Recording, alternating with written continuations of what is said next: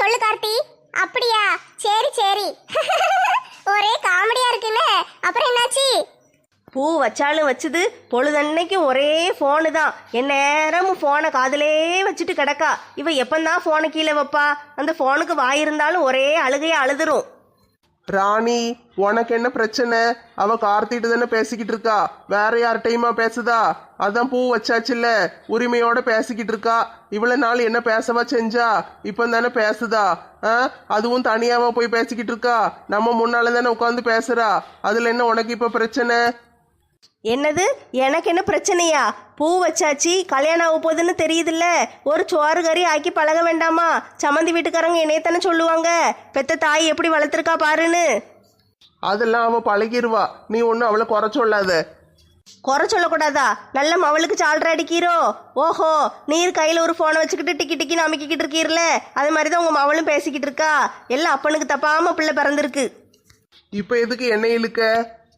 உங்களை இழுக்காம பக்கத்து வீட்டுக்காரையா கூட்டு வந்து சண்டை இழுக்க முடியும்? பேசாம போய் சோத்த பொங்கு, உயிரை வாங்காத. மனுஷன்னைக்கு ஒரு நாள் ஆபீஸுக்கு லீவ் விட்டுட்டு இங்க வந்து உட்கார்ந்துகிட்டு இருக்கேன். நீ எதுக்கு இப்படி பாடா படுத்துத? பேசாம நான் வெளியே கிளம்பி போறேன். லீவ் அன்னைக்கு வெளியே போயிருவீரோ? எப்படி போவீருன்னு நானும் பார்க்கேன். பேசாம நம்ம திரும்பி உட்காந்துக்கிடுவோம். நேரா உட்கார்ந்தாதானே பிரச்சனை, திரும்பி உட்காந்துட்டா பிரச்சனை இல்லை. அடியே பிரியா, எந்திரடி. கூப்பிடுறது கேட்கா இல்லையா? என்னம்மா கார்த்திட்ட பேசிக்கிட்டு இருக்கேன், என்னன்னு சொல்லு. முதல்ல அந்த போனை தூர வச்சுட்டு என்னன்னு கேளு. கார்த்தி இரு, நான் கூப்பிடுறேன். சொல்லுமா, என்ன விஷயம்? கார்த்திட்ட பேசிக்கிட்டு இருக்கேன்னு சொல்லுதம்ல, நீ இப்படி கத்துற, அவன் என்ன நினைப்பான்? அவன் என்ன நினைச்ச எனக்கு என்ன? என்ன பொழுதன்னைக்கு எப்ப பார்த்தாலும் போன் பேசிக்கிட்டே கிடக்க, வீட்டு வேலையை பார்க்க மாட்டியா? ஏம்மா வீட்டு வேலை பார்க்க தான் வீட்டுல ஆள் இருக்காங்கல்ல, நான் எதுக்கு பார்க்கணும்? கல்யாணம் ஆகும் போது சோறு கறி ஆக்கி பழக வேண்டாமா? ஏம்மா அதெல்லாம் கல்யாணத்துக்கு பிறகு எங்க அத்தை வீட்டுல போய் கத்துக்கிடுதம்மா. இங்கிருந்து நீங்கள் ஒன்றும் தெரியாமல் போவீங்க. அங்கே போனோன்னு உங்கள் மாமியாக்காரி என்னைய கிளியா கிளிப்பா. பிள்ளைக்கு சோறு கறி ஆக்கி பழக ஒன்றும் சொல்லி கொடுக்காம அனுப்பி விட்டு என் உசுரை வாங்குறாங்கன்னு. அவகிட்ட நான் கெட்ட பேர் வாங்கணுமோ? ஏம்மா அதெல்லாம் எங்கள் அத்தை அப்படி சொல்ல மாட்டாங்கம்மா, எனக்கு நல்லா சொல்லி தருவாங்க. நீ ஒன்றும் தெரியாமல் போவ, அங்கே போய் அவங்க சொல்லி தரணுமோ? ஏம்மா அதெல்லாம் சமைச்சிடலாமா, யூடியூப்பை பார்த்து நான் நல்லா கற்றுக்கிட்டு சமைச்சிருந்தேன். பெத்த தாய் என்ன செத்தா போயிட்டேன், குத்துக்கல்லு மாதிரி உயிரோட தானே கிடக்க. நான் சொல்லி கொடுக்கறத விட யூடியூப்ல உனக்கு நல்லா சொல்லி கொடுத்துருவாங்களோ? ஏம்மா இப்போ என்னம்மா செய்யணும்? ஒழுங்கா எந்திரிச்சு வா பார்த்துக்கோ. நான் சோறு பொங்கும்போது கூடவே நின்று என்ன செய்கிறேன் எப்படி செய்கிறேன்னு நல்லா பார்க்கணும். பார்த்து எல்லாத்தையும் கற்றுக்கிடணும். தினம் சோறு பொங்கும்போது கூட வந்து நில்லு. நான் குழம்பெல்லாம் எப்படி வைக்கணும்னு நல்லா பார்த்து தெரிஞ்சுக்கோ. இதே மாதிரி போய் உங்கள் மாமியார் வீட்டில் எல்லாருக்கும் செஞ்சு கொடு. அட கடவுளே, ராணியா பிரியாக்கு சமைக்க சொல்லி கொடுக்க போறா? ஐயோ பாவம், அந்த குடும்பத்தை நினைச்சா எனக்கு பாவமா இருக்கே. அந்த மொட்டை பையன் வேற பிரியாக்காக பாவம் கஷ்டப்பட்டு மொட்டை தலையில முடியெல்லாம் வளர்த்துட்டு வந்தானே. பிரியா சமைச்சு கொடுத்து 3 பேர் செத்துருவாங்க போல. ஏப்பா காப்பாத்தி விடுங்கப்பா. அப்பாவும் காப்பாத்தாது, ஆட்டுக்குட்டியும் காப்பாத்தாது. ஒழுங்க மரியாதை எந்திரிச்சு வா. எம்மா பாத்தியா, தூக்கமா வருதுமா, நான் போய் தூங்கட்டா? நாளைக்கு சமைப்போமா? என்னது நாளைக்கு சமைக்கணுமா? ஒழுங்க மரியாதை எந்திரிச்சு வா பார்த்துக்கோ. நான் சொல்லி கொடுக்குற மாதிரியே சமைக்கிற. நீ போன உடனே உங்கள் மாமியார் வீட்டில் ஒரு வேலையை அவங்கள செய்ய விடக்கூடாது. நீ தான் சமைச்சு கொடுக்கணும், சரியா? அவங்க 3 பேரும் உன் கையால் தான் தினமும் சாப்பிடணும். கடவுளே, அனாமத்தா போற அந்த 3 உசுருக்கும் எனக்கும் எந்த சம்பந்தமும் கிடையாது. இந்த கேஸ்ல எல்லாம் என்னைய சிக்க வச்சிடாத கடவுளே. இந்த சிப்ஸ் திங்கும் போதெல்லாம் நெட்டச்சி சொல்லி கொடுத்த பாட்டு தான் ஞாபகத்துக்கு வருது. அவன் நல்லா பாடுவா. அந்த பாட்டு இப்ப நம்மளும் பாடுவோம். ஆசை ஆசை இப்பொழுது, பேராசை இப்பொழுது, சிப்ஸ் திங்க ஆசை இப்பொழுது, கண்ணால் உன்னை பார்த்தேனே, கையாலே எடுத்தேனே, வாய்க்குள்ள போட்டேன் இப்பொழுது. போன் அடிக்கி, யாருன்னு பாப்போம். ஐ மம்மி போன் பண்றாங்க. ஹலோ மம்மி, எப்படி இருக்கீங்க? அது கிடக்கட்டும் கண்ணா, நீ என்ன கண்ணா செஞ்சுக்கிட்டு இருக்க? மம்மி நான் ஃபிங்கர் சிப்ஸ் சாப்பிட்டுக்கிட்டு இருக்கேன். என்ன கண்ணா அம்மாக்கு கொடுக்காம திங்கியோ? மம்மி இப்பெல்லாம் நான் அவ்வளவா சாப்பிட்றதே இல்லை. 2 குண்டான் சோறு மட்டும் தான் சாப்பிடுதேன். சோறு குழம்பு கூட்டு பொரியல் எல்லாமே அளவு குறைச்சிட்டேன் மம்மி. சரி கண்ணா, அந்த கதையெல்லாம் விடு, நீ உடனே ஊருக்கு கிளம்பி வா. மம்மி நான் ஊருக்கெல்லாம் வரல, நான் இங்கே தான் இருக்க போறேன். மெண்டல் மாதிரி பேசாத கண்ணா, அம்மா சொல்றது கேளு. உங்க அப்பா இங்க இப்போ போன்னு இழுத்துட்டு கிடக்காரு, உடனே கிளம்பி வா. என்ன மம்மி சொல்றீங்க? அப்பாக்கு என்னாச்சு? உங்க அப்பாவுக்கு ஹார்ட் அட்டாக் கண்ணா, செத்துருவார் போல, சீக்கிரம் வந்துரு. ஐயோ அப்பாவுக்கு எப்படி மம்மி ஹார்ட் அட்டாக் வந்துச்சு? தலைக்கு தேய்ச்சி குளிக்கலான்னு ஒரு கிணத்துல சீவக்காயை கலக்கி வச்சிருந்தேன் கண்ணா. உங்க அப்பா அதை மட்டன் கிரேவி நினைச்சு தோசைக்கு தொட்டு தின்றுருக்காரு. அது வயித்தால கலக்கிட்டு போயிட்டு. ஐயோ அந்த சீவக்கா டேஸ்ட் நல்லாவே இருக்காதே, அதையா தின்னாரு அப்பா? என்ன கண்ணா நீ ஏற்கனவே தின்னு பார்த்த மாதிரி தெரியுது? ஆமா மம்மி, ஒரு தடவை தின்னு பார்த்தேன், 3 நாளா வயித்தால போச்சு. அதான் கண்ணா ஹார்ட் அட்டாக் வந்து ஆஸ்பத்திரியில போன்னு இழுத்துட்டு கிடக்காரு. மம்மி சீவக்காய் தின்ன ஹார்ட் அட்டாக் எப்படி வரும்? அப்பாவுக்கு ஹார்ட் அட்டாக்னு சொன்னீங்க, அது எப்படி வந்துச்சு? அது ஒண்ணும் இல்ல கண்ணா, சீவக்காயை நான் தலைக்கு தேய்க்கலான்னு கலக்கி வச்சிருந்தேன், அது பூரா தின்னுட்டாரு. கோவத்துல நான் தூக்கி போட்டு 4 மிதி மிதிச்சனா, அதுல கொஞ்சம் பயந்துட்டாரு பாத்துக்கோ. பயத்துல ஹார்ட் அட்டாக் வந்துட்டு. வாரியா சீக்கிரம், இப்போ போன்னு இழுத்துட்டு கிடக்காரு, சீக்கிரம் வா. மம்மி சீவக்காய் தின்னது ஒண்ணும் ஆகாது மம்மி, நீங்களே பாத்துக்கோங்களேன். நான் வரல, நான் இங்கேயே இருக்கேன். நீ வரலன்னா நான் 2 மணி நேரத்துல செத்துருவாருன்னு டாக்டர் சொல்லிட்டாரு கண்ணா, சீக்கிரம் வா. ஐயோ டாடி, இந்த உடனே வந்துட்டேன்.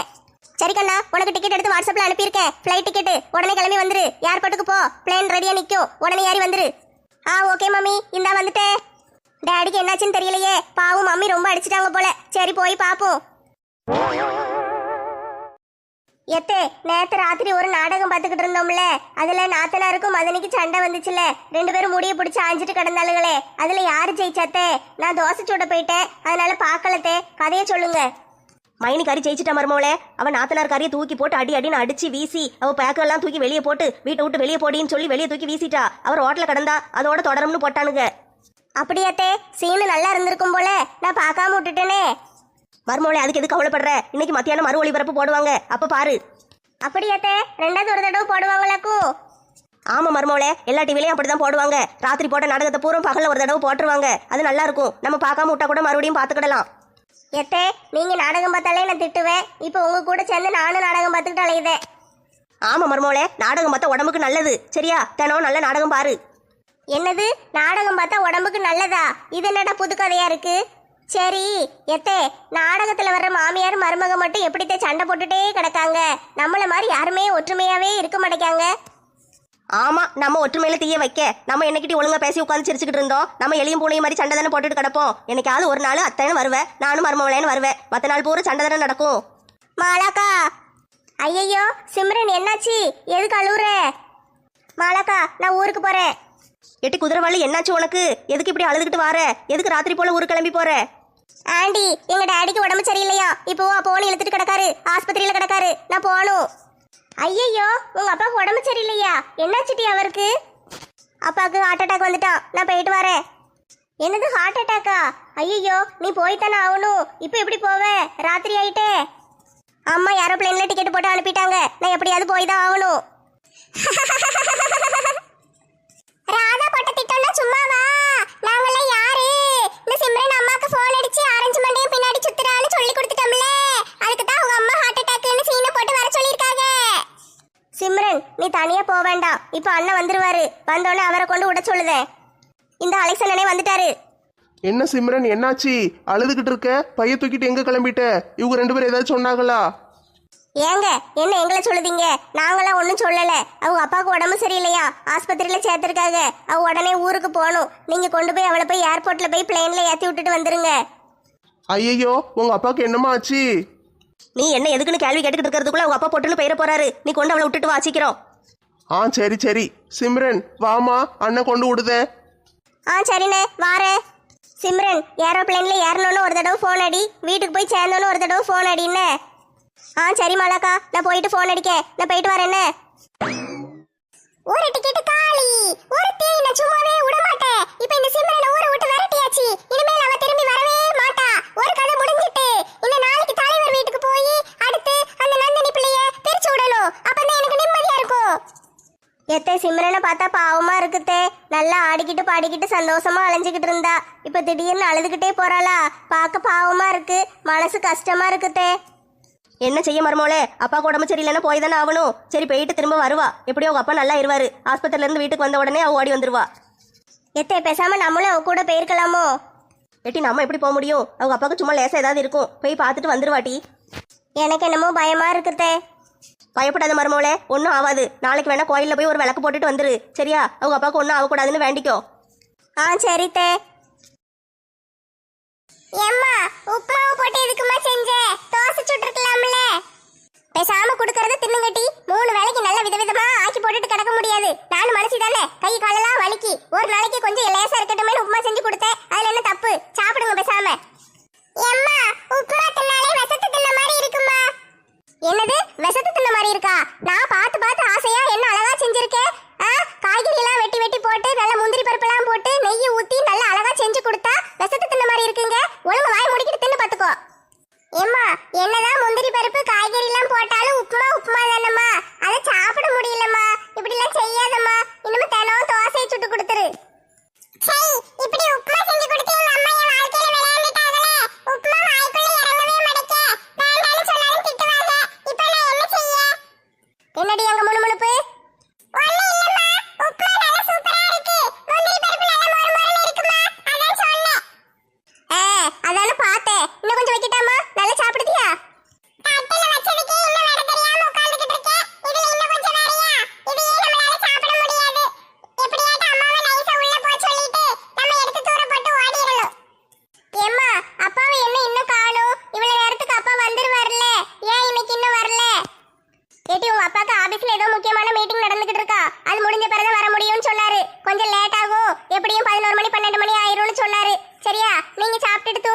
அவர்